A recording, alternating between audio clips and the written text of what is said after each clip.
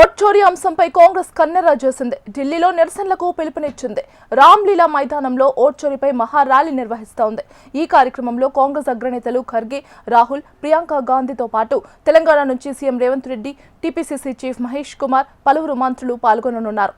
నిరసనల అనంతరం రాష్ట్రపతిని కలిసి ఓట్ చోరీ అంశంపై వినతి పత్రం అందించనున్నారు.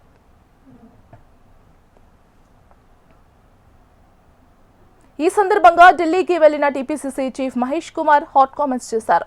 స్వయం ప్రతిపత్తి గల సంస్థలను బీజేపీ నిర్వీర్యం చేస్తోందని ఆయన ఆరోపించారు. సీబీఐ, ఈడీని జేబు సంస్థలుగా వాడుకుంటోందని ఫైర్ అయ్యారు. ఎలక్షన్ కమిషన్ ఆఫ్ ఇండియాను కూడా తమ గుప్పెట్లో పెట్టుకుని తమకు అనుకూలంగా ఉపయోగించుకుంటున్నారని విమర్శించారు.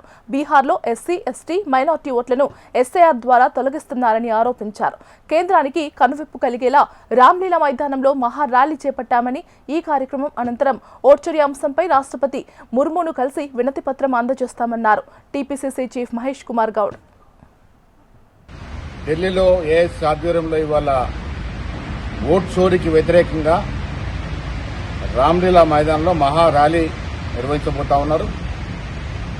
ర్యాలీ తర్వాత సీనియర్ నాయకులందరూ కూడా రాష్ట్రపతి ముర్మును కలిసే ప్రయత్నం చేస్తా ఉన్నారు. ఈ ర్యాలీలో తెలంగాణ రాష్ట్రం నుండి ముఖ్యమంత్రి గారు, డిప్యూటీ ముఖ్యమంత్రి గారితో పాటు మంత్రులు, శాసనసభ్యులు, శాసనమండలి సభ్యులు, పీసీసీ సీనియర్ నాయకులంతా కూడా పాల్గొంటా ఉన్నారు. డీసీ అధ్యక్షులు పాల్గొంటా ఉన్నారు. బీజేపీ ప్రభుత్వం స్వయం ప్రతిపత్తి కలిగినటువంటి సంస్థలన్నీ కూడా నిర్వీర్యం చేస్తా ఉంది. సీబీఐని, ఈడీని జేబు సంస్థగా వాడుకుంటా ఉంది. అదే రకంగా ఎలక్షన్ కమిషన్ ఆఫ్ ఇండియాను గుప్పిట్లో పెట్టుకుని తనకు అనుకూలమైన నిర్ణయాలు తీసుకుంటా ఉంది. దాంట్లో కారణంగానే ఇలా బీహార్లో గెలిచేందుకు తనకు పడవనుకున్నటువంటి ఎస్సీ, ఎస్టీ, బీసీ, మైనార్టీ ఓట్లు తొలగింపు సర్ ద్వారా చేసినటువంటి సందర్భం.